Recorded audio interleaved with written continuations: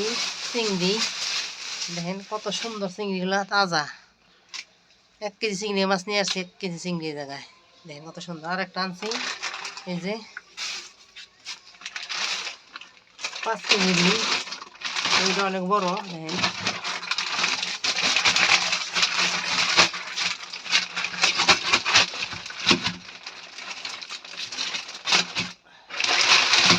বার মিশি কাগজের ভিতরে থাকে ভরা। মাছটা অনেক বড় হয়ে আছে। দেখেন এই যে